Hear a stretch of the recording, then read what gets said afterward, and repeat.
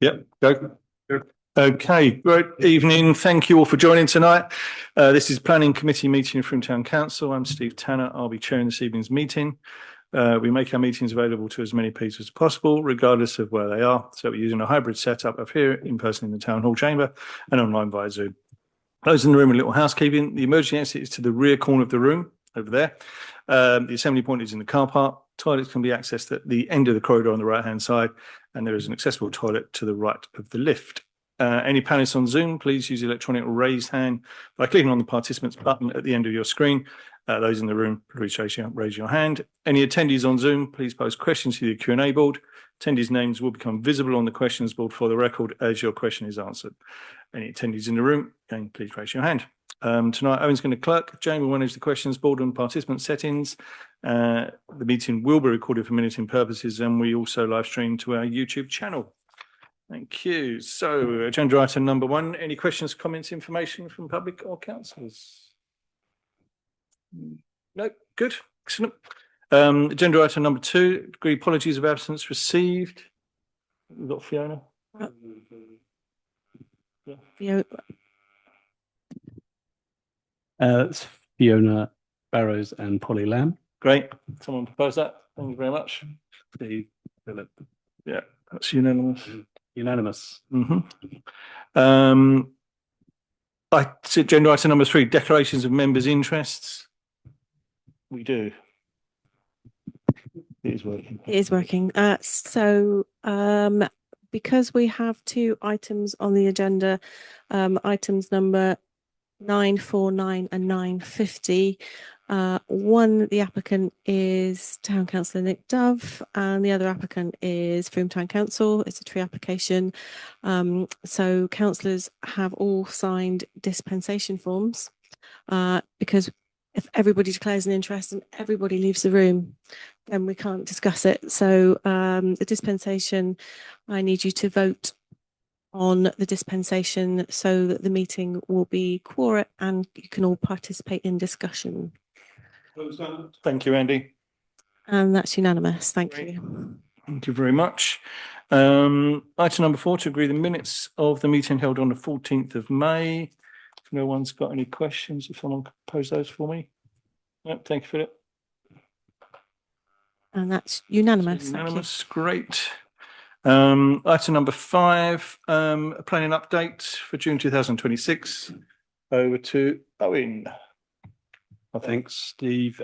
So as we've got a full council meeting coming up soon with a planning update there, it seemed to make sense as it's the middle of the year to do a planning update for the year to date, for the year to June. So just as a brief summary, over the course of the past year, we have received, or Somerset has received, 231 applications in Frome. That's about 20 per month that we see here for commenting on at Frome Town Council. 6 months, 21. That's a year. It's the year. That's a year. Sorry. Full year. Always pull me up on the maths, Andy. So 205 responses that we have in turn agreed and submitted to Somerset Council. You can see the breakdown of the types of application there, but largely we see householder applications for things like extensions, but also a lot of trees in the conservation area and full applications for new developments as well. So just a breakdown of how our objections are reflected in Somerset decisions. So out of those 205 responses, Frome Town Council have objected 21 times over the past year, and those objections have been mirrored in 6 refusals and 3 approvals that have been made by Somerset Council, notwithstanding our objection. Again, with regards to no objections on applications, we've seen 6 refusals, but 126 approvals. This is just balance. What about the what? They haven't got through the process. Yeah. Wow. Yeah, they're outstanding ones or withdrawn or deferred. Okay. Um, oh.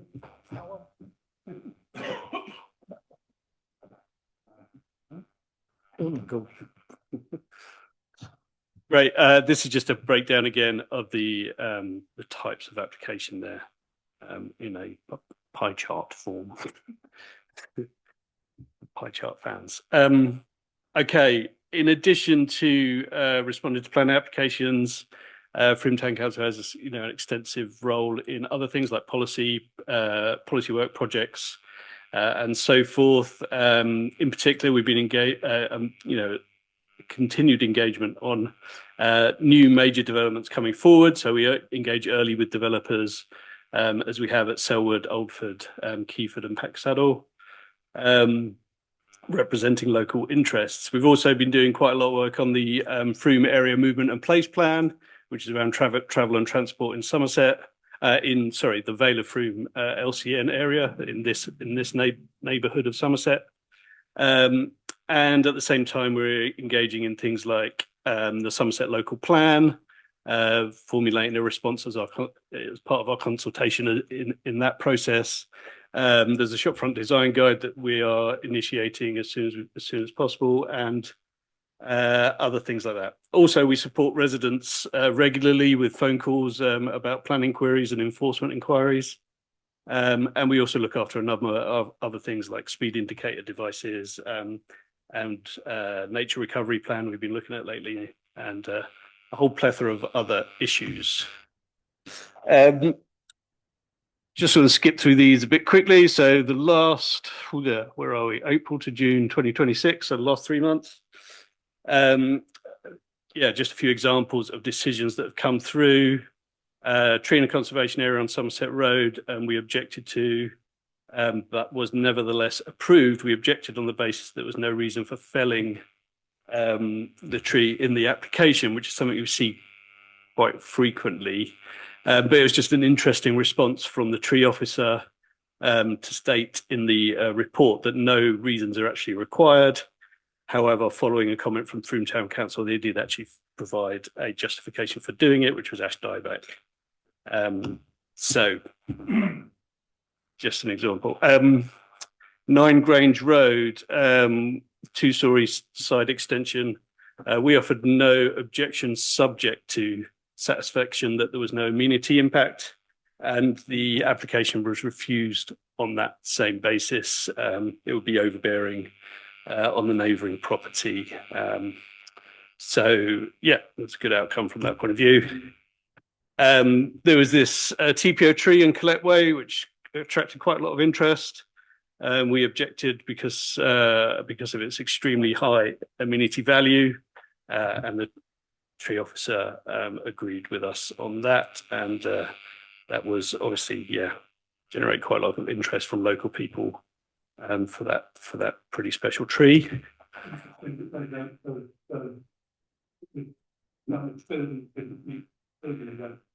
Yeah, exactly.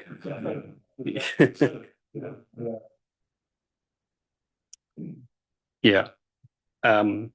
72 Castle Street, seen a number of these applications come through in that area of town around Trinity.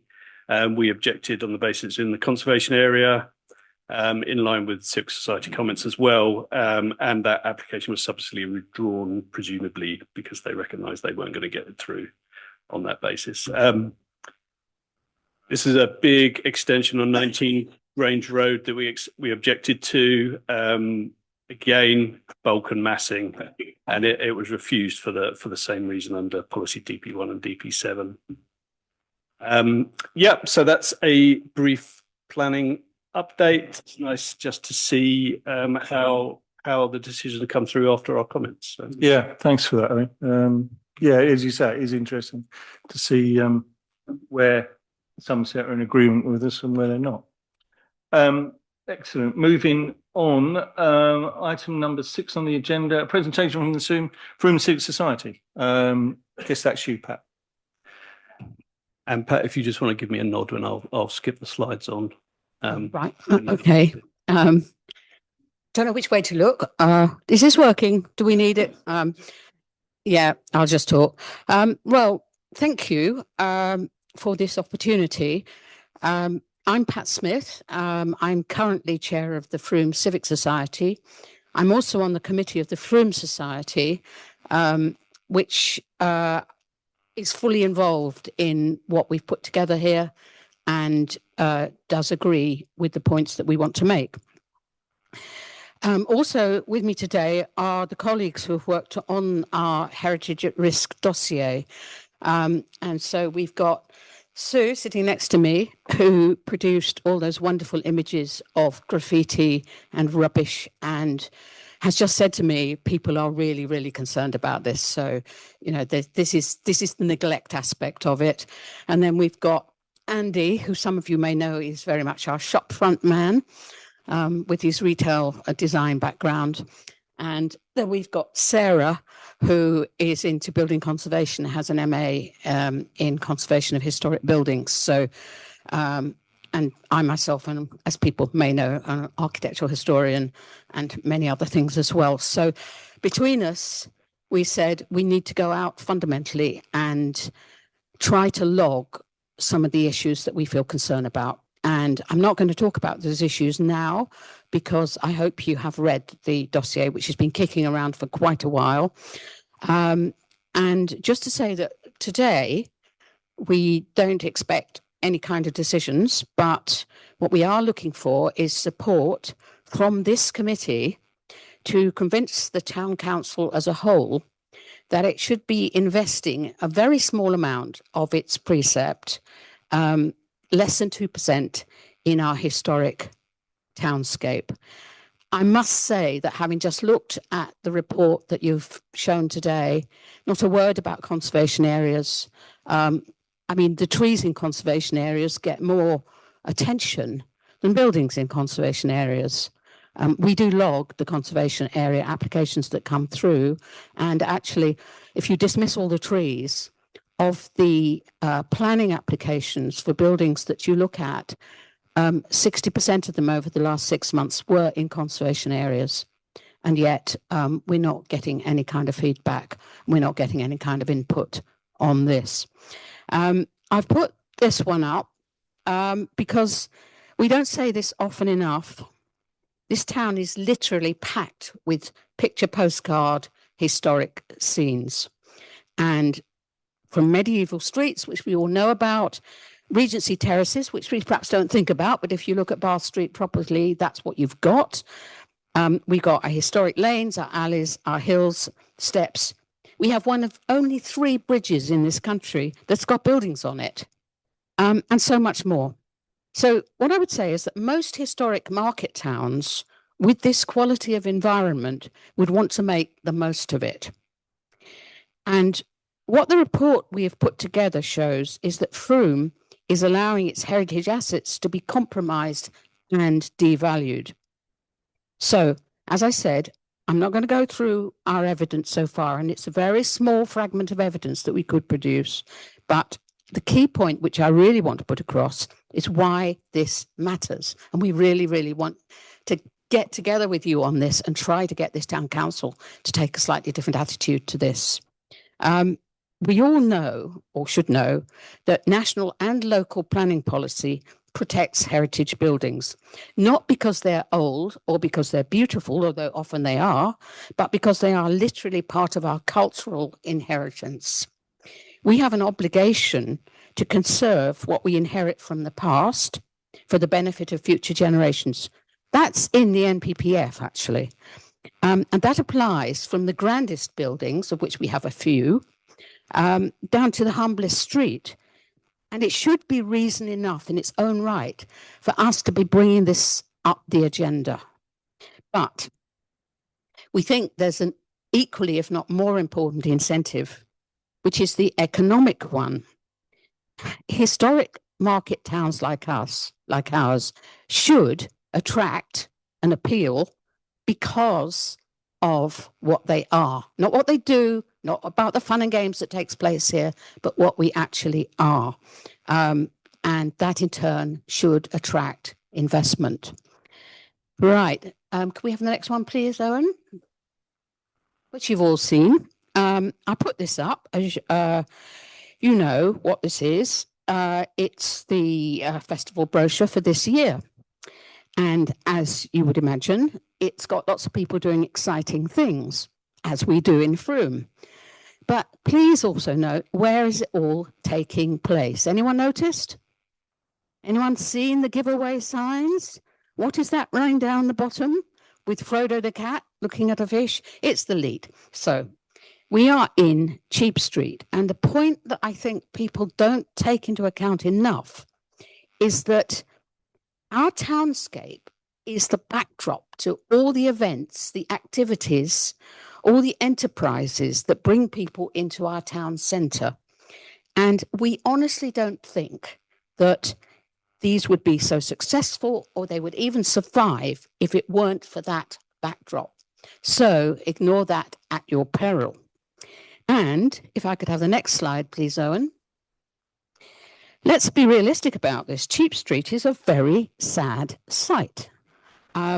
Shop fronts, I mean, just look at the colours being used in what should be our absolutely most important, cherished heritage asset, this medieval street. Above the shop fronts, if you just look up, it's crumbling.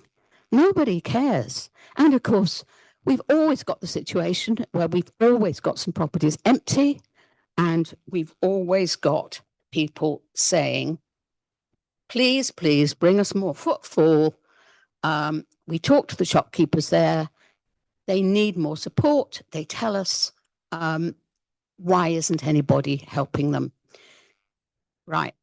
I have to say, not everyone would agree with this, but you cannot remedy this with a few floral displays or community engagement initiatives. However lovely they might be, they don't serve the ultimate long-term problem. We need to take proper care of our historic townscape. That way, both residents and visitors would have a reason to stay longer and spend more in our town centre. If they just come for the events we put on and the markets and the festivals and the weeks doing this, that and the other, that is not sustainable. That is not about looking after our heritage assets. And the alternative will just let things slide until it reaches the point where Frome no longer provides that uniquely attractive setting that our traders and our events depend on. So that's the why. Could I have the next slide, please, Owen? Okay, short, very short history lesson. One reason this is so frustrating is that Frome used to be so active on this. Just look at the timeline. Between 1978 and 2006, there was a sequence of 5 publicly funded initiatives to conserve and enhance our heritage buildings here in Frome. Over that period, we secured 1.6 million, which is the equivalent of about £4 million today, in investment to conserve those buildings. Now, I think it's fair to say we have been living off grants awarded and money spent in the past decades. And from that picture I just showed you of Cheap Street and all the other stuff that's in the dossier, that investment is wearing thin, and it does show. Could I have the next slide, please? Thank you. So I'll continue this timeline. And these are some of the things we actually wrote up and got conserved so that people could, in the future, know what they should and shouldn't be doing. In 2008, we completed our incredibly large conservation area, and that document is the conservation area. They are the assessment of every single character area within it and the proposals for forward management of it. That was done in 2008. That, in turn, was endorsed in the Frome Town Design Statement, which was produced in 2012. And became a supplementary planning document 3 years later. So these things have weight when it comes to planning decisions and should be taken into account. And then in 2013, the very good Mendip Shopfront Design Guide for historic areas throughout Mendip, and Frome was very much involved in that, was published. So we were not only protecting our heritage assets by getting money for them and investment in them, but we were putting out policy and practice guidance. And this was about up till about 15 years ago.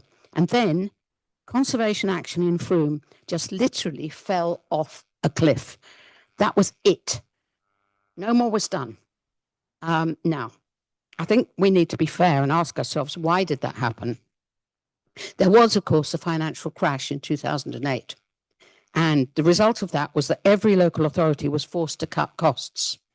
Now, I don't know how many of you who are here today remember or were involved going back that far, but Mendip used to have a fantastic conservation department. It had 4 or 5 officers, and they were basically helping us, and they were giving us support, they were giving us resources, and they were giving us expertise.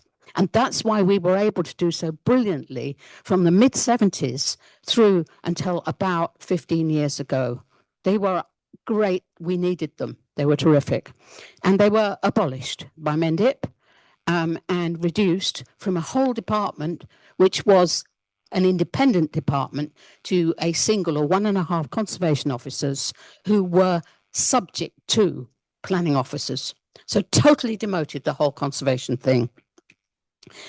Now, even so, most historic towns continued with heritage initiatives, and they were doing things like getting their Article 4 directions in place. Frome did just stop.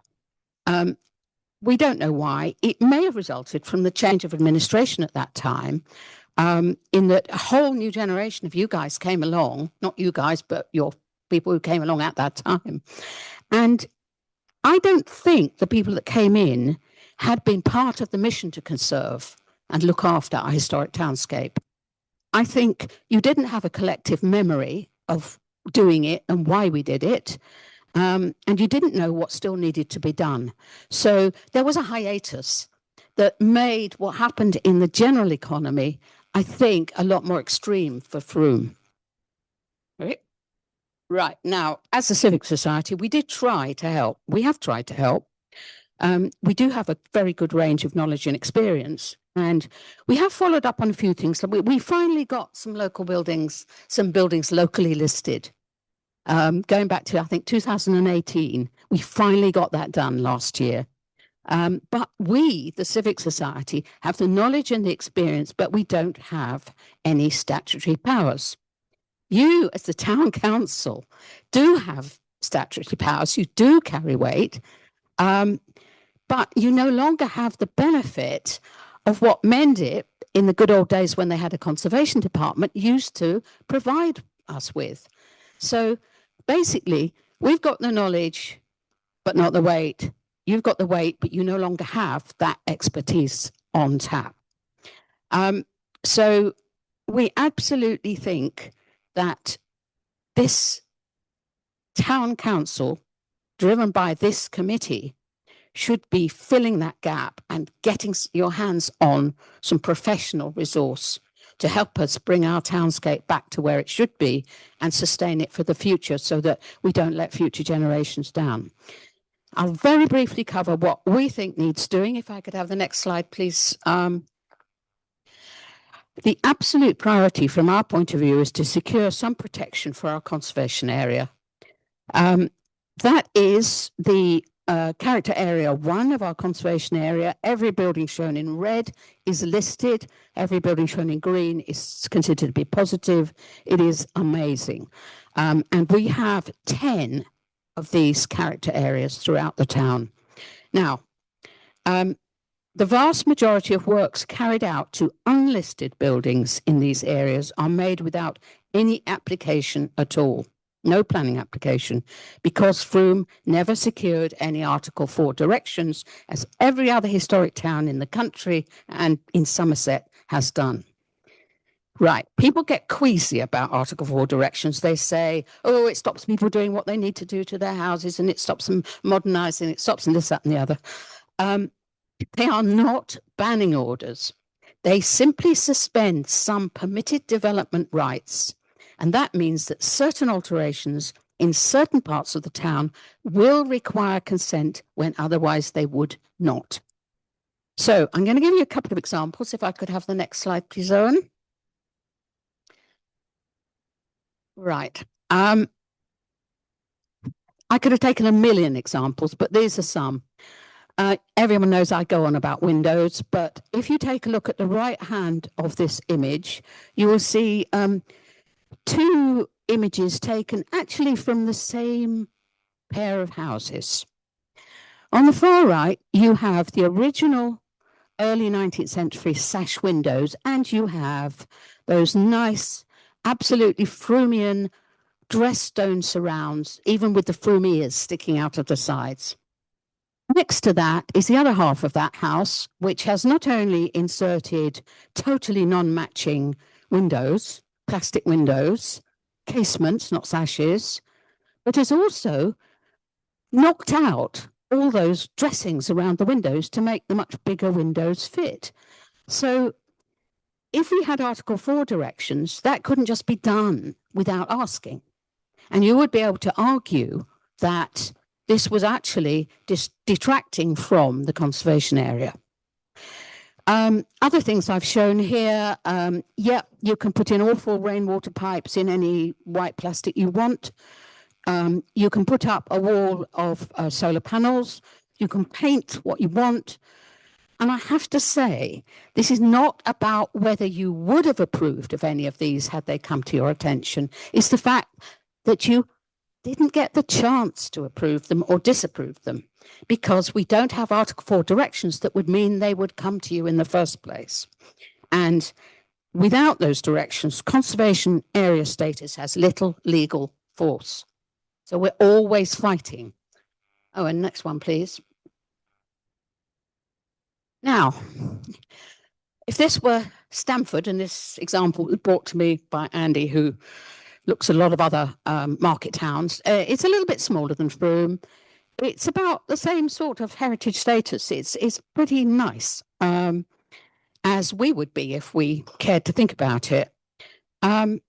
This is covered by a pretty simple Article 4 direction, which basically says, if you want to alter anything in a conservation area that can be seen from the public domain, you need to ask for consent. Okay, it doesn't say that consent will be refused, but you will have to justify why it will not detract from the conservation area and ideally will enhance it. So we see no reason why, if you had the right resource available to you, you should not start straight away trying to make up for lost time and drafting something which could be quite simple. You don't have to do that. You can do what is suitable. You can make different directions for different parts of the conservation area. If you started with the most historic parts, let us say the town centre and Trinity, and just work with those and then maybe work out to the wider parts of Frome. It's not a big deal. It's not rocket science. And, you know, you have to go to Somerset to get it done, but the procedure is not a big deal. So that's the first thing we think needs to be done. Second thing, we can have the next one, please. Okay. Lots of documents. You've talked about applications today that have come to this committee. And as I said, we've been tracking them for the past 6 months. Around 60% that come to you are in the conservation area. Now, when you had a great conservation team to consider these applications at your local authority, they were trained, they were qualified, they would have known all this stuff in these documents inside out, and they would have been able to advise, and you would feel in safer hands when it got up to the planning department. Now there is just one conservation officer who will almost never have time to look at an unlisted building in the conservation area. Now, Civic Society always responds. Sometimes this committee does pick up on that. But we have noticed that if you're not sure, if you don't have all that knowledge and guidance, right, you say no objection subject to the conservation officer's approval, which is nuts because the conservation officer is not going to be consulted. The decision is going to be made by the assigned planning officer, whether or not they have conservation experience or even have ever been to Frome. And we feel strongly that this committee must have direct access to its own specialist heritage resource so it can present the planners with fully argued responses and not just leave it to a conservation officer who isn't even going to look at the application. Okay, next one, please. Right. Okay, next issue. Owners don't look after their heritage assets, and you will say we have no powers. Well, of course, Somerset Council must be the council to enforce action, and that department also has been cut to the bone. But we can do a lot to help things along. Now, that publication, Stopping the Rot, is fantastic. It sets out all the courses of action which are available, depending on what the problem is. And if absolutely necessary, we should know what's going on in there, and we could recommend to Somerset that and we should press them to take some action. But it's often enough if somebody who knows this stuff, knows the law, knows the policies, speaks to the owners, negotiates with them, and where possible supports them to resolve these issues, there need be no recourse to formal enforcement. But you need to have someone who knows what they're talking about. And much the same. Next one, please, Owen. By the way, I will give you a written copy of all this afterwards, later. But I notice Owen madly making notes. Anyway, much the same applies to dealing with modern shop fronts, and this is where Andy has been all over town taking photographs and pointing out that actually a lot of what we see in town actually breaks the rules set out in the shopfront design guide, which is the official design guide. It doesn't carry absolute weight, but it does carry weight, and we should be using it. We used to use it. We used to tell people you cannot have internally lit signs. You cannot have plastic fronts like that. You cannot just fill windows with a load of rubbish. Again, you would have to get Somerset to do something formally, but if you have the right resource in-house, they could go around talking to retailers. I mean, if you take, or just writing to them. In Iceland recently repainted that red. Okay. Now, Iceland are known to be a company that listens to people. And if we were to say to them, by the way, you know, we understand you need your signage, but you shouldn't have that backlit sign. And please, could you not use that red? I bet you they'd say yes, because they're those sort of people. But if we don't know what we're talking about, there's not a lot we can do about it. Right. Can we have the next slide, please? Okay. A lot of issues which come up around alteration to historic buildings do arise from owners' desire to reduce their energy costs. We know the council gives retrofit advice to homeowners, but that doesn't always work for heritage buildings. And whether that's triple glazed windows or heat pumps, at best, doing the wrong thing will cost them money and not work. At worst, it will cause real harm to historic fabric. Now, as I've shown here, there is so much excellent specialist and technical advice out there. And I think, again, when we get applications that are arguing, I need to do this to cut my energy bill, I need to do this to become sustainable, to save carbon, we should have access to specialist resource to respond in a properly informed way, because there is so much information out there. Next slide, please. Right, nice. Grants. Right, I did say earlier that Frome used to secure a lot of grant funding for heritage, and that again was something that Mendip's conservation team helped us with. They alerted us to opportunities, they supported our applications, and they're not there anymore, so there's no one to tell us when something interesting is coming up that we could possibly go for. We have to do it for ourselves. Now, times are harder now, but millions of pounds are still being handed out for heritage, and Frome should be getting more of it. If you look at the thing on the left, High Street Heritage Action Zones, I don't know why we weren't in that. 67 towns benefited from that. Haynsham got 1.1 million. Midsummer Norton got £900,000. I don't know why, whether we applied or didn't apply, didn't know about it, not sure. But there is still more stuff out there if we knew about it. So again, the advantage of somebody who works and lives in the heritage world is that they They get stuff all the time coming into their inboxes saying, this is coming up, this is coming up.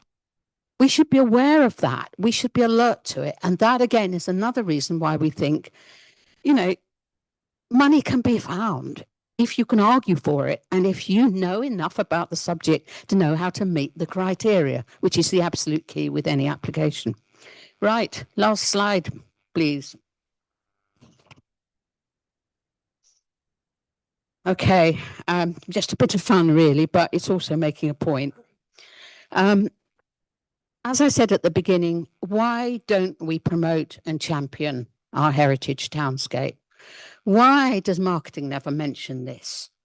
Why don't we collaborate to do better on this? I think we could, and I think we don't need to spend a great deal of money as a council to do that. So I like to think that one day visitors coming to Frome will be welcomed by something more like the sign on the right than the present sign, which everyone has to admit is a complete catastrophe as a welcome to such an important historic market town. And you can still advertise all your goodies, your shops, your food, your drink, your music, your arts, your markets. You don't have to be a stuffy old market town. You can be a good one. You can get the best of both worlds. So that really is what I want to say. I will just add, we know that this council will have to pay for a resource on tap. And I will say, this is not a job for doing it Frome-wise, if you'll pardon the expression. And I don't mean that in a negative way, but we do love to think we might be able to do it ourselves. We love that in Frome. It's what we're good at. But this is a job not for a steering group, a community workshop, or a band of volunteers. It is a job for professional qualifications and experience. And the reason we need it is because we used to get it from Mendip when they had a conservation department. We don't get it anymore. And just as in other areas, we have to replace things that we're not getting from our local authority anymore. We should be doing that here as well. We do know that this committee is not in a position to discuss funds, but let's be realistic. I said, I think that we would need to spend perhaps, we reckon about £55,000 a year maximum to bring on board a part-time conservation officer with the right experience and give them a bit of money to use, a bit of money. Now, you might think that's a lot of money. It's well under 2% of this council's budget. And if we look at what we spend on marketing, if we look at what we spend on community engagement, what we spend on lots of other things, it really seems a very, very small investment for a very large return. So I would just say that if we can afford to support a new skate park, if we can afford to fill town centre planters with fresh flowers every season, I think we can afford to give a bit of love to our built heritage. So I think what we're saying to you is we will put this in writing, but if anyone has an immediate response, please, can we have it now? Thank you.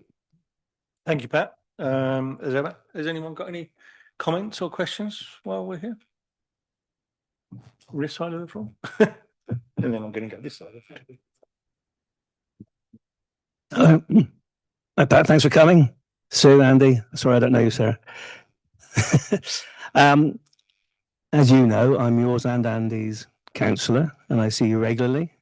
And I listen to what you and everybody else in Castle Street and Milk Street talk to me about, and I try and do something about it. The cocky lamp not been replaced at the bottom of my street, Orchard Street, for the last 18 months. I've been on them on a weekly basis. They say there's something in the, they have the thing, but it doesn't seem to come and be fixed. So I nag at them about that. A lot of the items, windows where we live, I don't think that we've approved a UPVC window in Trinity since I've been on this committee, which was 2018. And I know that's when you came here. So I don't think all that's been done before. You also realise that where we live, there's a good mix of social housing as well. And Astor, etc., will always try and do the most, what they see as cost efficient way of doing things. I took up the case of a family in Vallis Way. and fought for them. They just wanted to paint the windows shut. They weren't even going to replace them. And in the end, they replaced them with proper wooden windows. This is particularly close to my heart because I have to replace my windows this autumn. That's the second time since I've been there in 2008. So I choose to live in a listed building in a conservation area, and I put up, this is the cost of doing business. The people who are living in the social housing there don't have that luxury. So that's what I see there. A lot of you've pointed out yourself, a lot of the things in your dossier and the photographs, we've had no control over. We've objected in the first place. For example, I mean, the window in Castle Street we objected to and they took it away. A lot of these things we've objected to. I don't recognise that Cheap Street is struggling for footfall. I was at a meeting of the Town Centre Working Group this afternoon with Jane, and that's not what we hear from merchants in that area. So we want to improve it. We want to get rid of all the litter and clutter, that foul notice board at the bottom of Cheap Street by Boyle Cross. We're in the process of getting rid of that. That's going. We got rid of a bin that was outside what was Barclays Bank. That was there for ages. Sometimes we feel like one hand tied behind our back because we tried to get rid of lots of bins, for example. That's a big thing that the Town Centre Working Group did. And then on May the 1st, national government said each house has to have 3 bins or 4 bins, including all the flats in Catherine Hill, which never had before.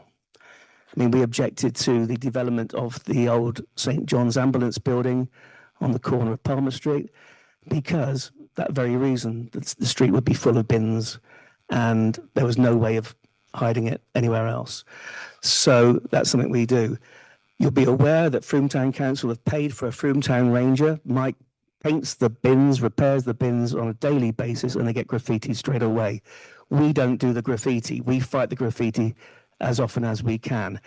I know that you said to me, now I'm mayor, I'd like to say pride in the town, and you came back to me on that and said this part of your dossier. I totally agree with you. I think that my role in that would be education, people clearing the weeds outside their house, people taking pride in that in their doorstep like people used to. That seems to have all gone, and I want to do something about that. I'm working on what we can do about that. As soon as we clean it, it gets graffitied again. We've tried to work with the police, and of course they're stretched very thin. The bins that you've mentioned here are all Somerset Council ones. We now employ a private company to service the bins on our own land, appreciating that Somerset were doing a rubbish job, pun intended, and we have got a huge improvement in that. And so we employ Mike, the town ranger, to clear up a lot of the stuff in the town centre, a job that Somerset should be paying for. So your council tax is also paying Somerset and our town ranger to do a job that we already paying for. And that also lends the argument, or goes towards the argument, and I know your argument has some merit, about us employing a heritage or conservation officer. We already pay for one, although it's a really poor service from Somerset, and we must lobby about doing that. What else was I going to say? There's welcome sign. Nick Dove and I, when Nick was the Market Ward councillor, we tried to get that changed. We've been trying to do that. So that's me in 2018, him in 2019 to date. That land is owned by a private individual who lives in France. We've tried speaking to their agent, who are one of the longest established estate agents in the town, not the one in the sign. And they can't get anywhere with them or have no will to do that. When the house next to it was redeveloped, we thought that would belong to that piece of land, but no, it was a ransom strip and kept as it is. So we have tried to do that. This is what's, so I've just, I've read your dossier, I've read it several times, and I'm not making a very cogent, I'm not going to go point by point. I'm a bit disappointed that it's so negative, that this committee and other town centre councillors have worked really, really hard to try and get things done, chasing Somerset all the time, like the cocky lamps and potholes and all the other stuff that people moan about to me. We're volunteers. We do this because we like the town and we want to make it a better place for everybody to live in. And so this feels a bit chippy to me, that it's just, why aren't you doing this? Why aren't you doing that? I understand that you're frustrated, and I see frustration in this. There's these times we didn't want that. We objected to the mini market. We objected to the kebab shop. We objected to everything. We don't make the decisions, and you know that. We don't make the decisions. I know you feel that if we had a professional, someone a bit cleverer than us, could make those arguments. What makes you think that they're going to be listened to more than we are? Yeah. So that's all I work flipping hard to try and get these things done, and other people do as well. And I know that it's never going to be enough, because you have the commitment, the dedication, and the devotion to concentrate a lot of things on this. We have to look at all sorts of other things. I mean, for goodness sake, we run a football club. Never thought I could do that. And so it feels a bit, why don't you do that? Why aren't you doing that? There seems to be no acknowledgement of what we are doing, what we have done, and certainly what I've done since I came on the council in 2018. Thank you, Mark. I'll respond very, very briefly. Go on then. Yeah. This isn't a criticism. And I would say just one thing. Regarding the mess around the town, I think, and I believe that this is true, mess follows something else, which is something that's too low on the agenda, which is pride in the town we have. That's the first point. If we're not ever talking about our historic town, and we're not, then people won't even be inclined to take pride in it. I take all your points about the difficulties, Mark, absolutely every one of them. But where it comes to you saying, we said no, and it got through anyway, Article 4 directions would help a lot, because that would mean that there would be a lot more awareness, and we could raise the profile of these issues beyond just this committee struggling to do it all by itself.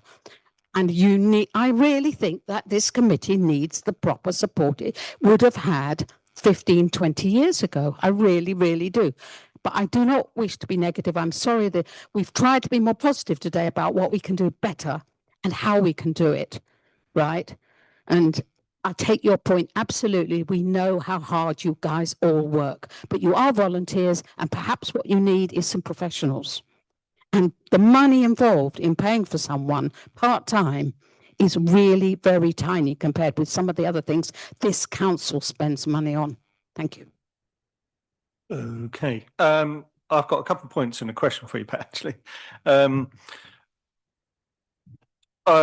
You mentioned about the marketing that we do doesn't necessarily mention the fact we're a historic town. I will check into that, and if it doesn't, then we'll definitely make representations to try and get the fact that we are an historic town more further up the agenda, if you know what I mean, in terms of our marketing. I think that's a very good point. Just following up on what Mark said about graffiti. We're having a whole topic about graffiti coming to the next, I always forget the name of this committee. It's the Community in Place Committee. And we are actually going to ask people to come with suggestions of how we can tackle this issue of, I think it's tagging is the term that it's used, and I'm not an expert on graffiti. So that could be an interesting meeting to come along to if you want. And it's not going to be what we're hoping is not going to be there's all this graffiti in town. It's how can we collectively, from Town Council and every other organisation in town and residents, try and solve this problem, because it is a town-wide problem. Shopfront design, as you know, we're looking into that as well. We're going to get moving on that very quickly. And with regards to the Article 4 designation, I'm not an expert, so but I've had a look at what it entails, and as you rightly said, I think at the very start, it is removing permitted development rights, And the key things for an Article 4 designation, as far as I can work out, is evidence, which I'm assuming from your dossier, you believe you have the evidence you need, and consultation with the residents and businesses that are within that particular area. That in itself is a huge amount of work to do that consultation.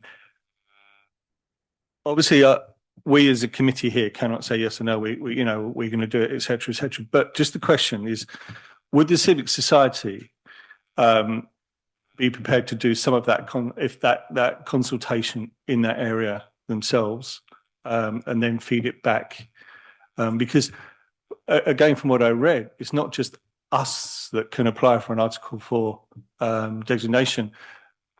Community groups, etc., can apply as well. So I think what I'm saying is if you think it's really necessary and you really want it to make it happen, then we may be able to help. We may be able to help you. It's not in our budget. It's not in our work plan for this year. But if you want to take it forward, then we could have that conversation as a committee here and bring it to full council.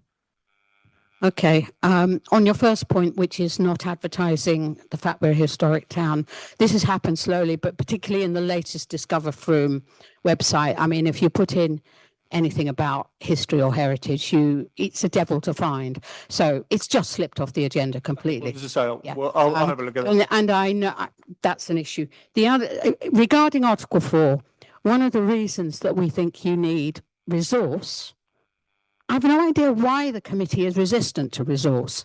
We know that this is a matter that would have to be negotiated over time and that budgets would have to be looked at.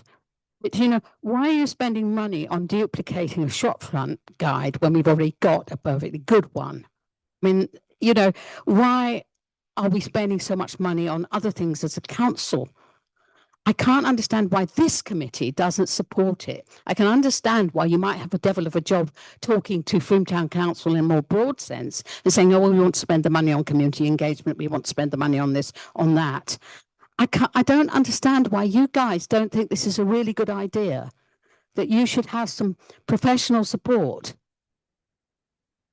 Can I pick that up? So, as a team of 17 councillors, including one Lib Dem now, we go through an annual process of deciding what we've heard are the priorities of this town, and we create a budget based on what we've heard from all the residents about what they want us to do. Obviously, we've now set the budget for this financial year we're in, but your input will come forward into future deliberations, assuming some of us get re-elected in next May, to try and get a budget that may be tweaked a bit more that way. But I'm going to play devil's advocate here because I love living in Frome because it's a vibrant, dynamic and changing place. I've lived in many other towns. I've lived in Shrewsbury. I've lived in lots of places around England. And the success of the local economy depends not just on conserving what we've got, but also on allowing those people who've got vision to develop and enhance that environment in more modern ways, to allow them also to develop. You look around the townscape, it's made up, as you yourself have called out, of a mishmash of multiple eras of development, and there's no reason why there shouldn't be a 21st century era of development overlaid on that. I'm sorry, but I'm going to continue to look at a balance between maintaining our historic assets and creating a dynamic economy-driven town. I can answer that as well. That's simple. You can have both. You can have both. And the word you use that's absolutely key is balance. We're completely out of balance now. We are an events-led economy, right? Which is fine. The one thing to remember is that virtually all the events that take place in this town are based on volunteer labour. People will actually put a time. A very slender proportion of the community is able and available to give that. It's very fragile. It would be good if we had both that, which is brilliant. No one's saying it's not. No one's saying new developments are wrong, as long as they meet the quality standards. We have laws about this. We have policies about this. All we're saying is we need to adjust the balance. I personally don't believe that unless you get some professional support into this, we will be in a position to get the balance back to where it should be. And you're absolutely right. There should be a fine balance. At the moment, it's all about the events and the fun and the community. And none of it is about the solid core, which still brings in people by the thousands and thousands if you know how to play it. So yeah, let's get the balance right. Okay, I think very, very quickly, because we really need to move on. We've got Very quick point. Thank you, Pat, and thank you, your colleagues. You said in your presentation about Cheap Street, and you showed the cover of the festival brochure. The one thing that doesn't show is the A boards. Now, you said that the shopkeepers are saying, why isn't anyone helping them? We are trying to help them. We are trying to restore. I'm just using this as an example, and I agree with what my colleagues have said. We are trying to restore Cheap Street, and we have a town centre officer, not Mike, who's the ranger, who has spoken and met in this room with lots of traders on Cheap Street. And if you stand at the bottom on a Saturday morning, as I've done, and try and take a picture, you can't see the leet for 22 A boards. Now, we've spoken to those very shopkeepers that you're saying they're not getting help from us and said, you need to remove them. They're a health and safety issue, they're an accessibility issue, etc., etc. But none of the traders will do it. They have hit very, very hard times because of the economic situation, COVID, and so on and so on. And a lot of them are just clinging on. So as Andy said, and you reiterated, it is a balance, because we can't go in with a heavy hand because we don't have the authority to do that. But what we're trying to do is to work with businesses and shop owners. We're trying to work with developers. We're trying to work with all those people that my colleagues have mentioned in order to get that right balance so that Frome prospers. very, very quickly, please, because we're going way over. Is that on? Yeah. I mean, I think the whole thing really comes down to some kind of rules, which is what this section 4 is all about. If you look at anywhere that's really interesting and vibrant, I mean, I lived in Amsterdam for a time, which is a really vibrant city, but they only allow in their conservation areas 12 colours on their front doors. So no one can paint a front door any other colour than the traditional 12 colours that they have. Stamford, in Lincolnshire, is a very similar sized town to ours. It's made of beautiful stone, but it attracts millions of visitors and has a fantastic economy with the film industry and TV industry because it's beautiful and because people respect it. So we're not criticizing any of the council efforts. You've all done a fantastic job, and I look around and, I love Frome and I can see what you do. It's not a criticism about you. What we're trying to say is what's needed is structure so that people can abide by the rules. Because if you don't have rules, then basically it's a free-for-all. Back in the 80s, McDonald's, I don't remember if you remember them, had bright red fascias, and everybody in conservation areas rejected them. And then people in town started rejecting McDonald's. And now McDonald's have dark green coloured fascias and they scale down their facades. So it's not about criticising the council. It's just having some structure there that stops things like the sign on the left, which should have advertising consent. There's no way that sign should still be up there. It should have advertising consent, and you have every right just to take it down. So it's about having some structure and being able to do things that actually stop people doing stuff. And we've just talked about graffiti. Well, these UPVC windows are vandalism, architectural vandalism, that will be there for the next 10 years. We can't clean it off overnight. It's going to be there for the next 10 years. So unless we protect our heritage, it's just a downward slide. It really is. And it just gives people an excuse to make more and more problems, you know, whether it's shop fronts or windows or whatever. If you give people license, they will take it. Okay. So I think that's all we're saying. Not All right. the town council do a fantastic job. We're just saying that you guys need support, and we'd love to support you. Okay. Thanks very much, everyone. Thanks for everyone's comments. I think there's a lot for us to take away and digest. Pat, if you could send through, as you said, your what you've said. Obviously, I'll talk to Jane and Owen and the rest of the committee here. I think there is, you know, there's obviously areas where we can work together going forward, and let's try and do that. So thanks for turning up. Thanks for everything. Can we have a 5-minute recess while I go and get a cup of tea? Thank you. You don't need to stay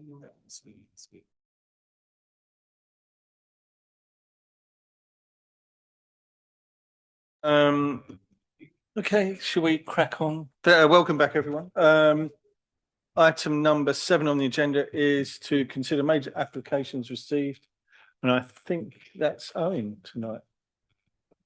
It is. Thank you, Steve. We'll skip ahead to 24 Market Street as we have the applicant with us at the moment. So this is item number 944, 24 Marketplace. Application to raise the existing structure, which you can see in the image there on the left-hand side, and provide 4 flats, reinstating the property to its former state. As it says there, 4 self-contained 1-bedroom flats, retention of the existing ground floor restaurant, and within the existing footprint, materials and detailing to match historic character, etc. You can see the elevations here, detailing where the parapet was on the original elevation there. You can see on the picture, it's building off the top of that.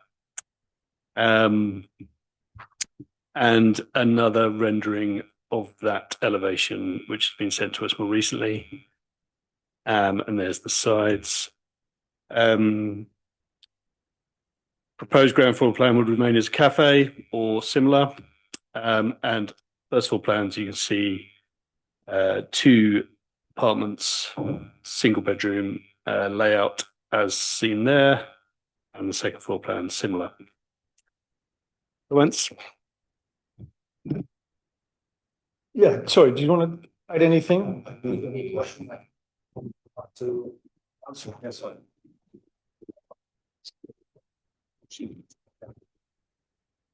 Yeah, my name is Jay. I'm the owner of the 24 Marketplace.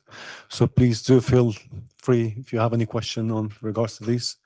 I mean, I think this is a good investment for the town. And I think that the restaurant, the eating place is going to be a good asset at the town as well.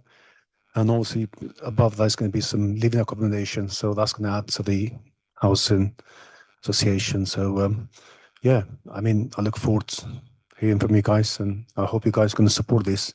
It is a big investment. Obviously, I'm trying to invest in the towns, trying to make the town better, trying to work with all you guys around. So whatever your ideas are, I'm more than happy to discuss that. Okay, Yeah, thank you. Anyone want to say anything? Andy? Start the conversation. Yeah, if you can turn it on.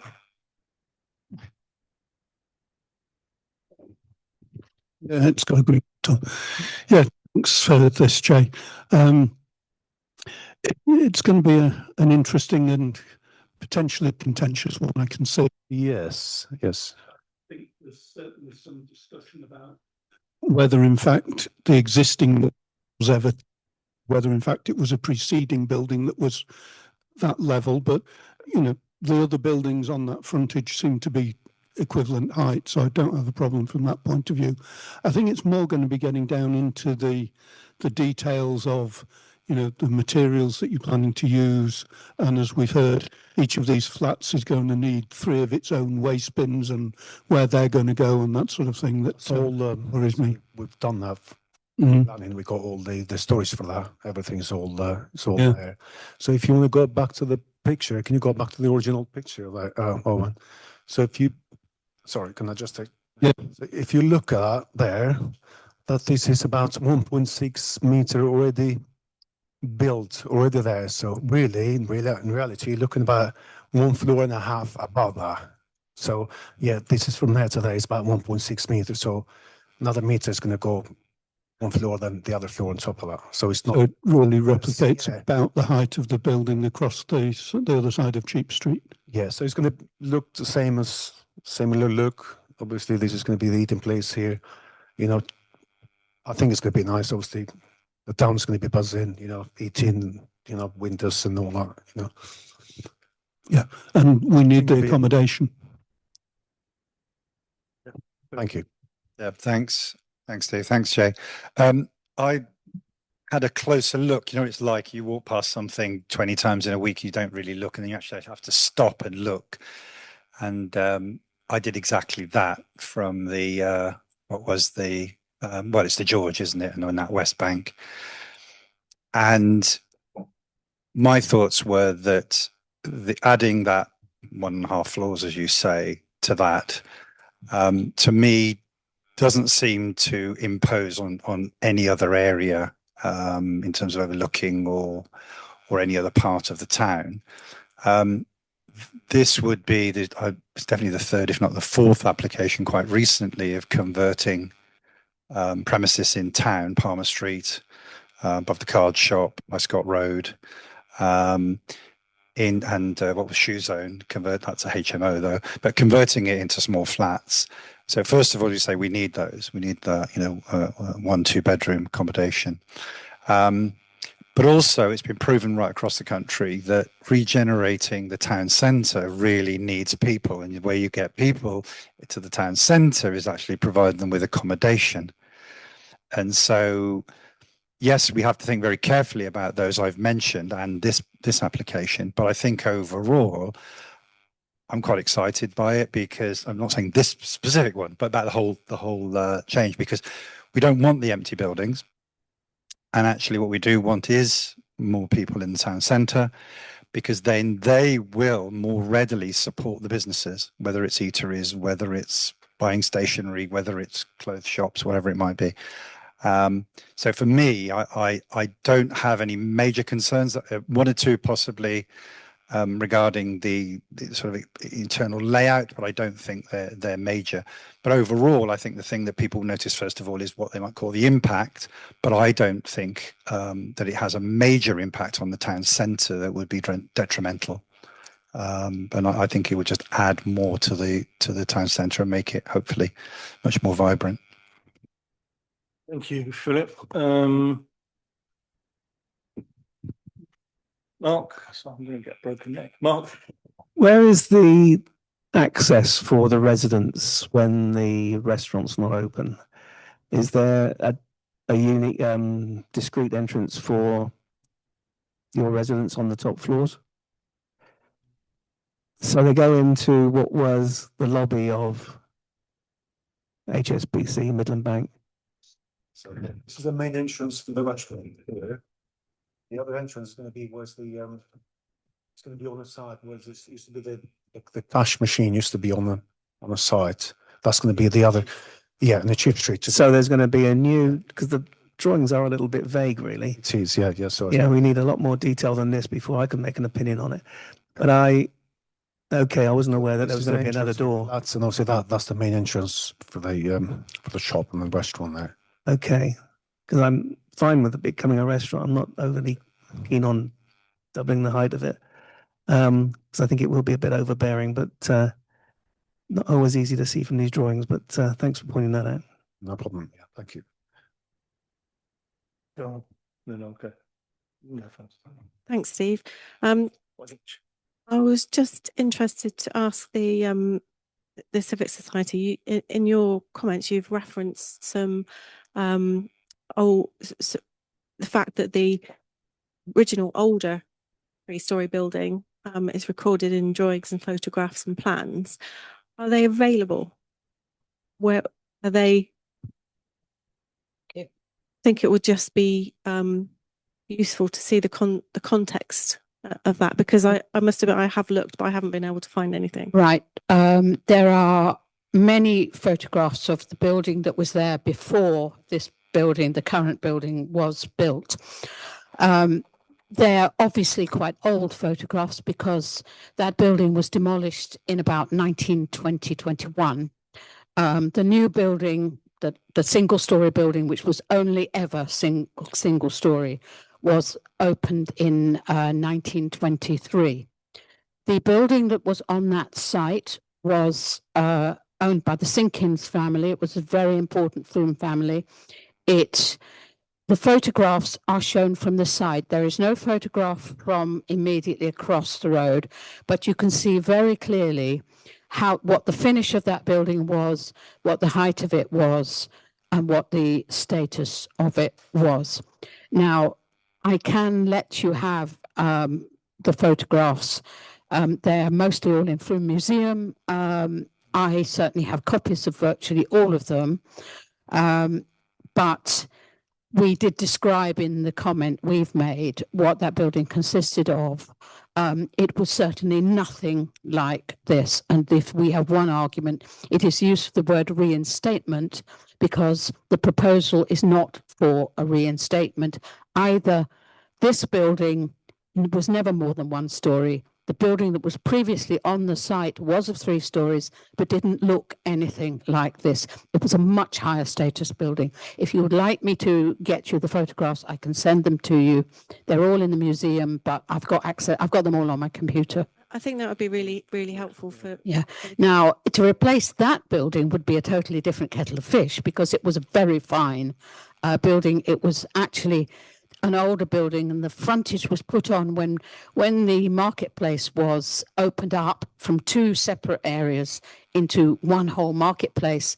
That's when a new frontage was put on, and that is 1812. So the frontage that was there was 1812, and the building behind it was probably much more ancient. But I'll certainly let you have those images. That'd be useful. And just to clarify, in terms of extending the height or taking the building up, is there an element of that you would be happy with? Is it this particular design?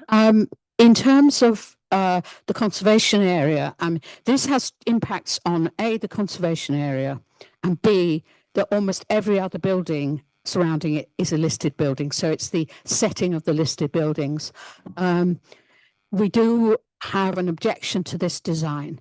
I am not saying that we would have an objection to a more appropriate design, but there are a number of issues. I mean, the first most obvious issue is you do not have a parapet and a pediment on top of the ground floor when the building goes on to the top. You just don't.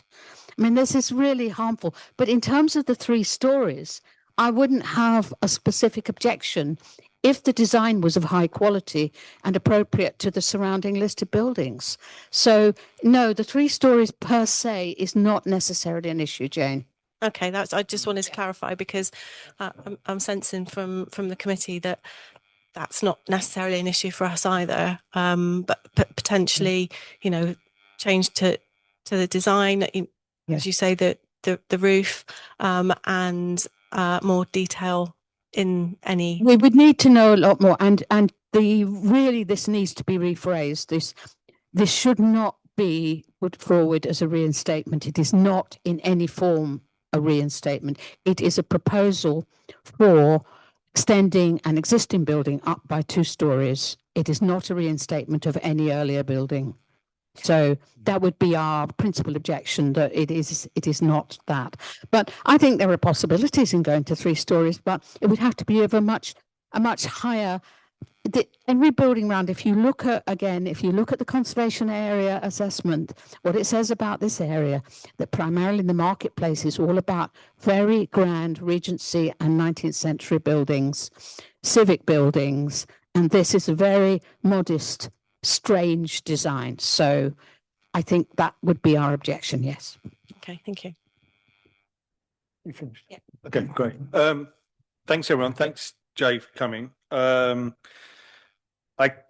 read the note you handed to us, and firstly I admire what you're trying to do. I think that's great, and I think as you've heard from comments here, you know, if it comes off, it could look really, really good. I think my main issue at the moment is, I appreciate you're saying the drawings meet the council requirements, but I think this is such a prominent building in such a prominent space that we need to go a little bit further than that. And there's just a few anomalies. I mean, like if you put the last drawing that we sort of came up, you know, for instance, the door to the left seems to have like a 3 or 4 foot drop down on, you know, so things like that. You know, I think we need to really see how that's all going to fit in, and as Mark said about the entrance around in Cheap Street, you know, how does that fit in with Cheap Street? Funny enough, I took my 19-year-old daughter. We were in town the other day, and we stood at the George and looked across, and I said, "What do you think about 2 more stories on that, or you know, taking it up higher?" And the one thing that she pointed out was the roof line of the buildings next door. I think they're all balustraded, and your roof seems to be just sort of pitch roof. I think it's really important to me that whatever happens at that site, and I actually agree with Pat on this, that it has to fit in with all of those buildings around it, the buildings next to it, the buildings behind it, the buildings adjacent to it. And I think those are the drawings and the designs that I really want to see before and you know, you could do CAD drawings on that and stuff like that. It's such a prominent building in such a key spot that it probably warrants something like someone to come in with some sort of computer design to show how it's going to look in relation to the rest of that spot. Because to me, it's just so important. And I think it's the same with the materials. You know, there's been comments about the materials. It's really hard for me to get a grasp of how the materials that you're proposing to use is going to fit in with the other buildings around it.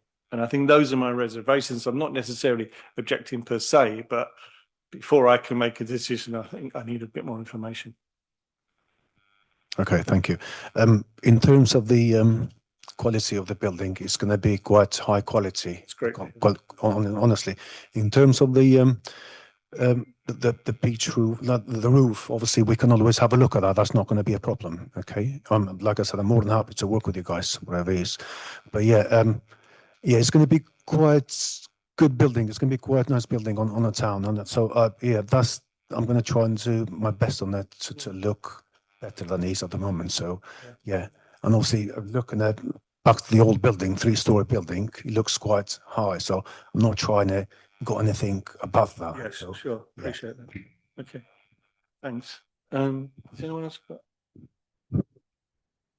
No, I don't think we're in a position to make a decision on this yet. I think we're saying we need a lot more detail and hopefully a better set of drawings that help us see how it will fit in with the wider townscape.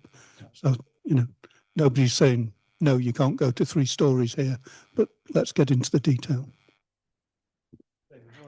Well, I was just going to add, you know, you suggested that you'd be happy to go away and think about the design potentially, and you've heard that it's obviously a concern for the committee and for the civic society as well.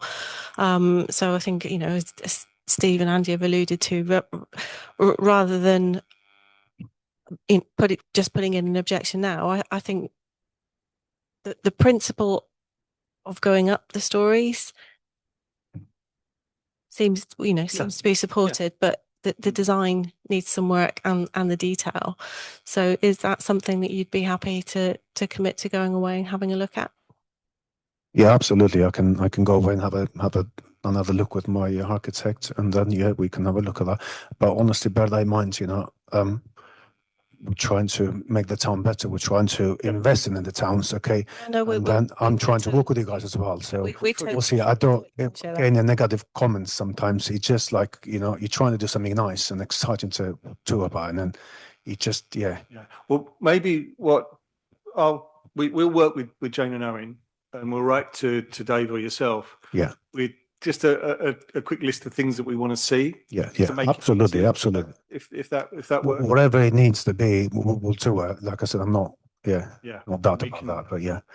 Fit in Absolutely, comments from the civil absolutely, society yeah, as well, yeah, so that we can absolutely. get a full suite of the information. Okay, Okay. good, thank you. So do we have to vote to defer that? No, we don't need to vote Okay. to defer it. We know that we'll Yeah. we're expecting some amendments to come back, so we'll Great. reassess it then. Excellent. Thank you. You don't have to stay for the rest. Thank you very much, thank you. Yes, you want to stay. It is nice and cool in there, isn't it?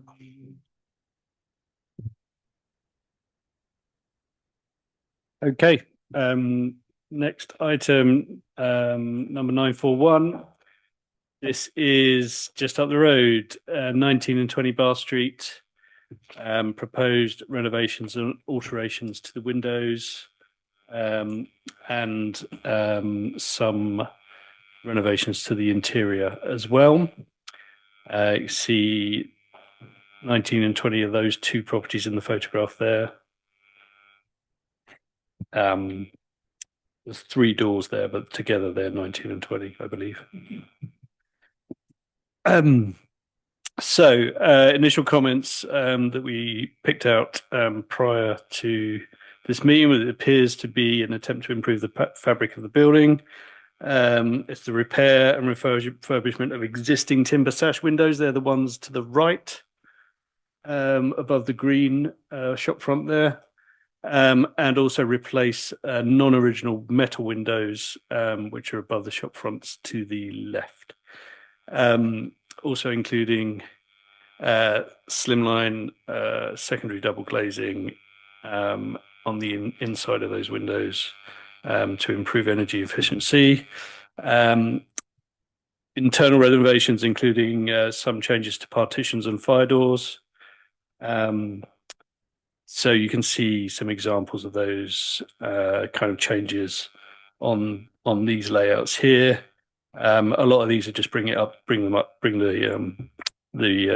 building up to building regs. Yep.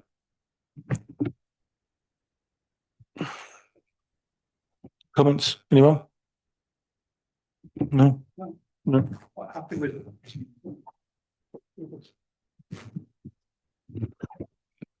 Yeah, I think this is the sort of investment that we've been looking for in the town centre to find again that balance between meeting modern building regs and yet getting something that fits in with the heritage of the original development. So I'm quite happy with this one. Anyone else? I agree that it's a good opportunity to sort out the stonework as well while they're at it. It could be a comment. Apart from that, I don't really have too much. Shall I propose that we support this one? You want? Yeah. Everyone else is okay with that? Yeah. Okay. Yeah, I'm happy with that. And that's unanimous. Thank you. Thanks. Next item. This is number 942, the Old Printing Works, Selwood Road. A retrospective application for the replacement of a timber door with a UPVC door. So you can see in the street view image on the right, it's not directly visible, but it's behind the fence in the sort of gable frontage to the right hand side of that image, in the middle there. You can see it on the plan there as well. Slightly different angle, and the elevation provided with the application shows exactly which door it is. That's the existing elevation. Just having a look on Street View, I can see, I was trying to find an example of how the patio doors look at the moment, and that's the only one I can get a direct view of, and that's clearly a UPVC door, so you hope to see another application for that one. And you can see above the wall on one of the other elevations, all the other patio doors at the back there are arched frames. Well, some of them are windows actually, but some of them are obviously doors, and they do not have all have the infill pieces as far as I can see. Whereas the one there does, and the proposed detail for the patio door and the proposed building does have that arch infill piece. Obviously, this is conservation area. Mark, you probably got Yeah, I have. Again, it's on my ward. I'm very, very unkeen on retrospective planning permission. We've had this in Muttocks Lane with the beach hut, which we fought. I know. This is which we fought and lost, and that got done. I'm wondering why, because they put in a very detailed application for this, haven't they? It's like they should have done in the first place, really. So I don't know what's prompted them to do this. Say again? saying it. But it's all social housing. Is it? It's in the old printing works, isn't it? Social. It's all social housing as far as I know. Is it not?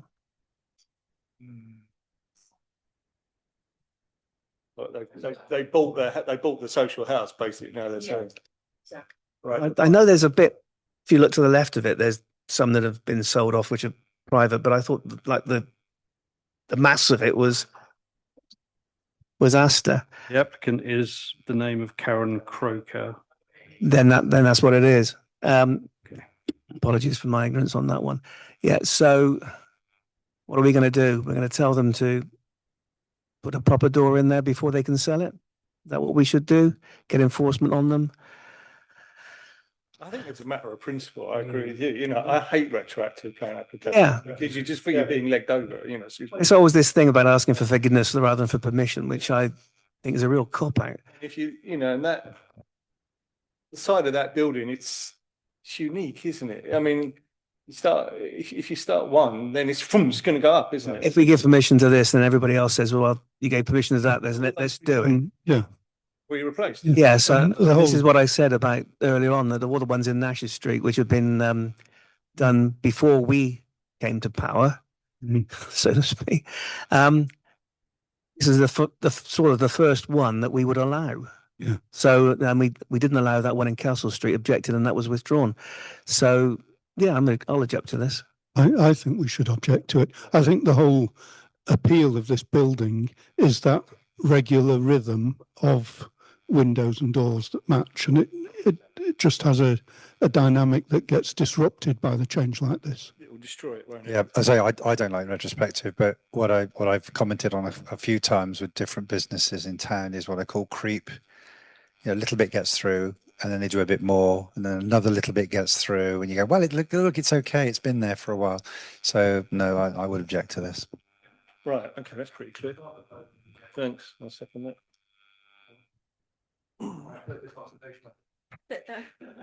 So that was proposed by Mark, seconded by Steve, and unanimous. Do you want to suggest any grounds for objection, or would you like to? Lucky you. I'll let that comment go over my head. I was asking if you wanted to propose any grounds for objection, or do you like to plagiarise the Civic Society's comments? Harm to the conservation. Yeah, I mean, yeah, you can plagiarise Civic Society or harm to the conservation area. Yeah. Yeah, you had to hand your Rick over it. Yeah. Okay. Thank you. Done this one.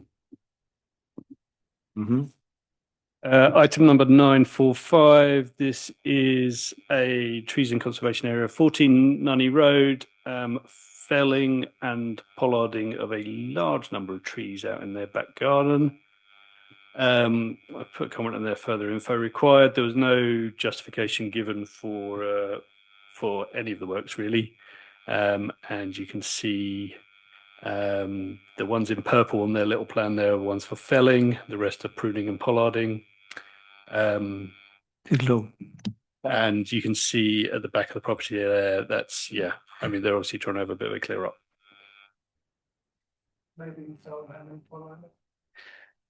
Oh, let's count. 1, 2, 3, 4, 5, 6, 7, 8, 9, 10 felling and 4 pruning, pollarding.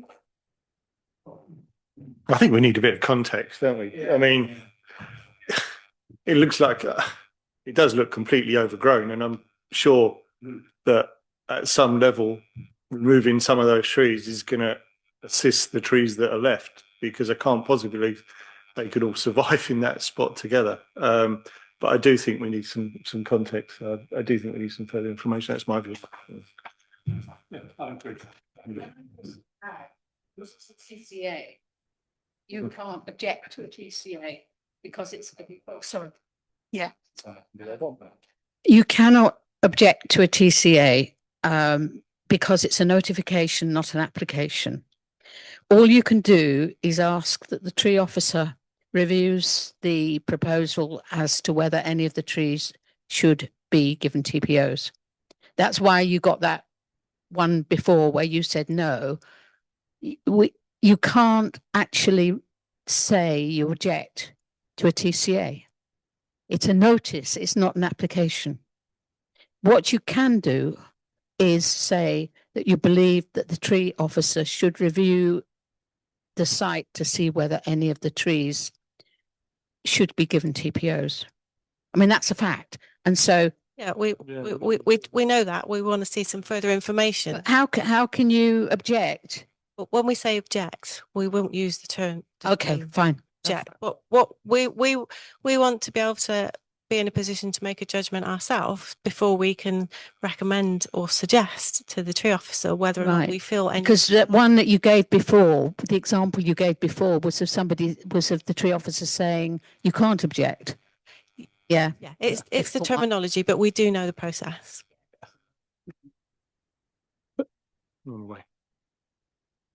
Whichever way, we need some more information. Yeah. Not we meant to see, no. No, we're not. So no. Okay.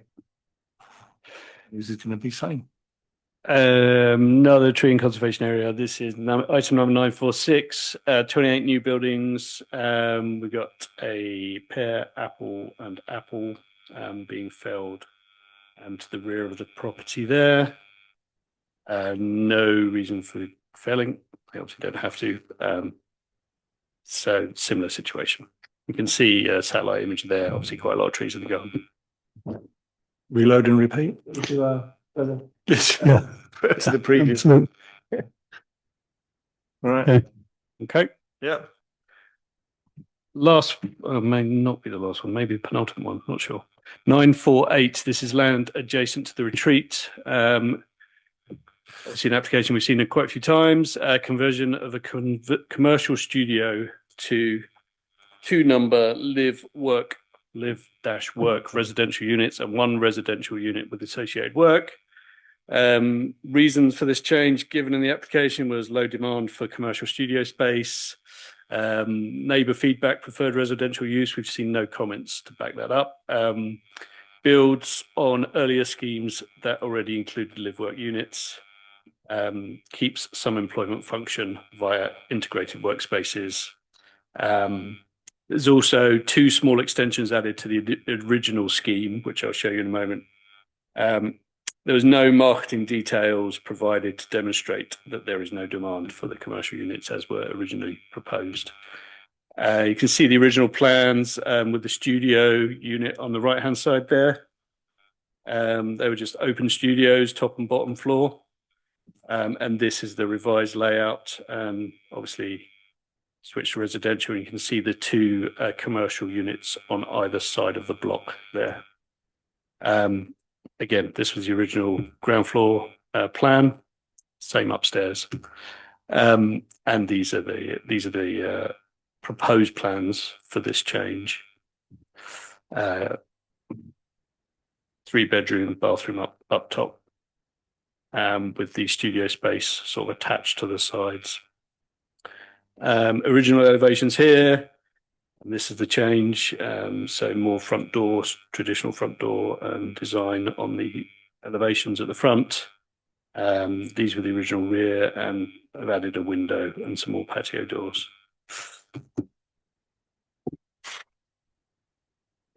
Any thoughts? That's what we're talking about. No, crack on.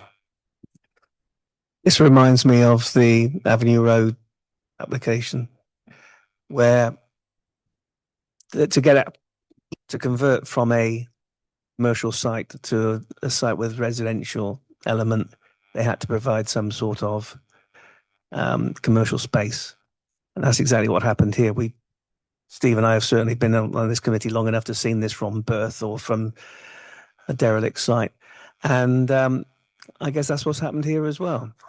I'm not totally against the live work unit as such, but I do feel it's going along with the retrospective planning permission again. Was this the intention all along, just so they could get the thing? I mean, we had to fight them for this permitted path that we got down to the land that we now own in Adderwell Meadow. Pulling teeth, wasn't it? That really was, and I think that was probably, I don't know, I hope they're not going to hold us to ransom over this, but the marketing that was done for Avenue Road was quite a detailed file that Cooper and Tanner provided to prove the premise that probably they started with. But as far as we know, there's been no marketing of these premises at all yet, have there? They haven't provided any information, but there's a supplementary planning document on covers exactly this. They have to demonstrate that it's been marketed between 10 to 12 months, bizarrely. I don't quite know where the 10 months comes from. And they have to provide that evidence as part of their application to show that there has been no demand, or if there has been interest, why that wasn't taken up. But I think when we discussed the application originally, we said that this would happen. Yeah, I do remember the Avenue site very well. There's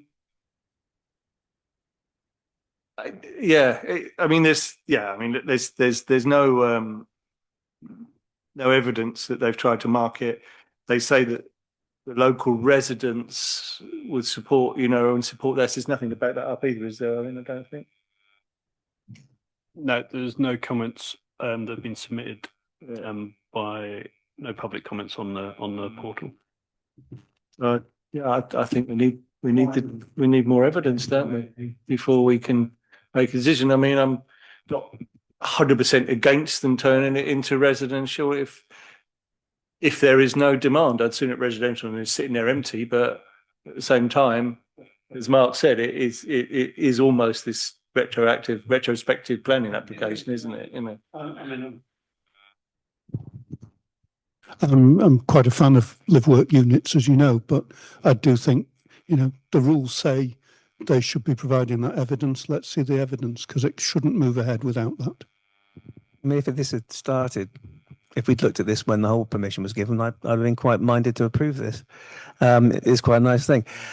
If you go and see your local neighbours, residents, and said, look, they've told us that we've got to have a commercial unit here, which will mean trucks turning up all hours and day and night. Would you like to see that? They'd probably say no. I mean, I know the area very well. In the 70s, my father had a unit in the retreat. It was only storing forestry equipment. But there was never any big commercial down there. And as we remember, I think it was an artisanal glassworks before it was demolished last time.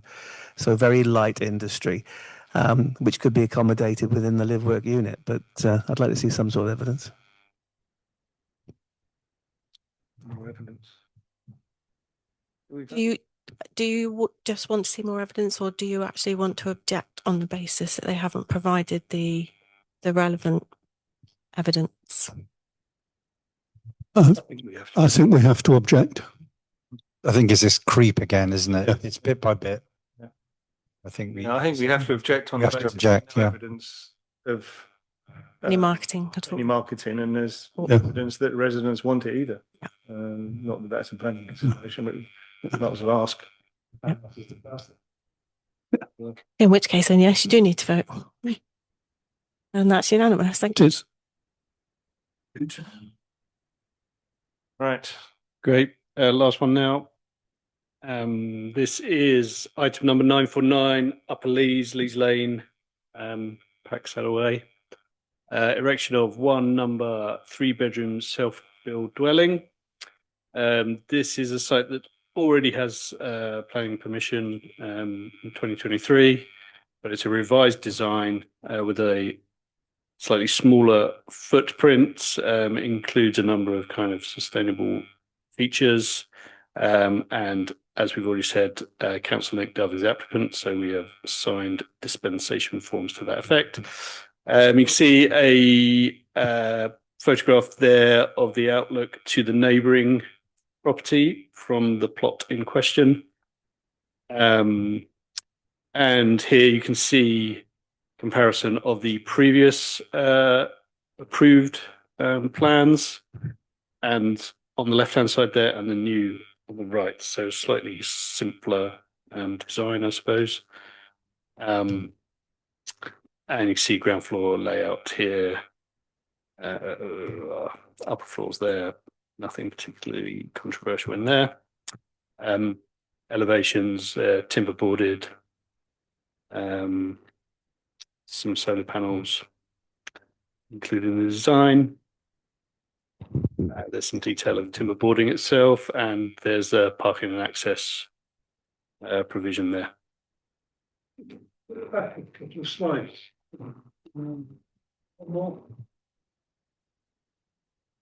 What's that bit stuck up in the middle? Looks like a fake chimney. Probably a real chimney. It's probably a real chimney. Looks like chimney to me. No, Nick, you'll have a. Oh, okay. What's that? Oh, that's the okay. neighbour- Oh, okay. neighbouring. Right. Right. Yeah. Yeah. No, that's fine. That's fine. Relationship with. Yeah. The middle house is the house that sold the land on either side Okay. for these building plots. Yeah. I take it Mr. Lee hasn't raised an objection to this in the consultees. No, There's their comment. I didn't notice any objections in there. no.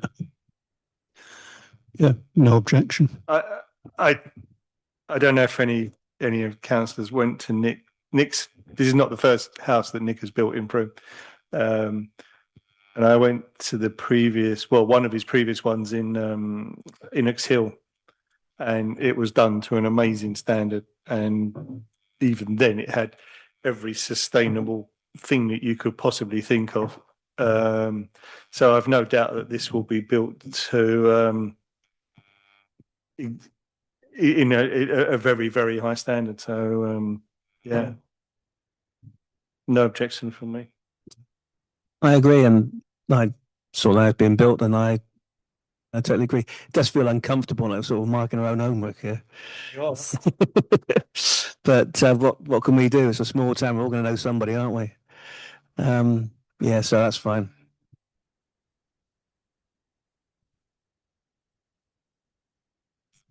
Should we? No, we were just noting that the previous application, which was approved, that there were quite a lot of objections to that, particularly from the neighbours, yeah. from the neighbours. But I think the principle of development has been established because there is an outstanding planning application. But there's no objections to this. There aren't so far, but I guess how long has it been on the? I'll just have a quick look. Mm-hmm. I mean, I think in terms of the sustainability, that's what we would hope to see for any new dwelling. But it's just you raised the question about, or somebody raised a question about objection from neighbours, but no, nothing. So, And surely it could be overlooking God knows how many houses in the fields behind, which are the Paxsaddle fields. actually, So let's hope not, but that could happen. So it's going to develop that whole area. Okay. Someone propose that, Mark? And that's unanimous. Thank you. Great, that's it. Unless there's any Great. others. Can we Vote on the balance. vote on the balance that we take? Owen's comments. No, that's all. Thanks, Andy. And that's unanimous as well. Thank you. All right. The next meeting is on the 16th of July. Look forward to seeing everyone then. Thanks. Good night. Thank you.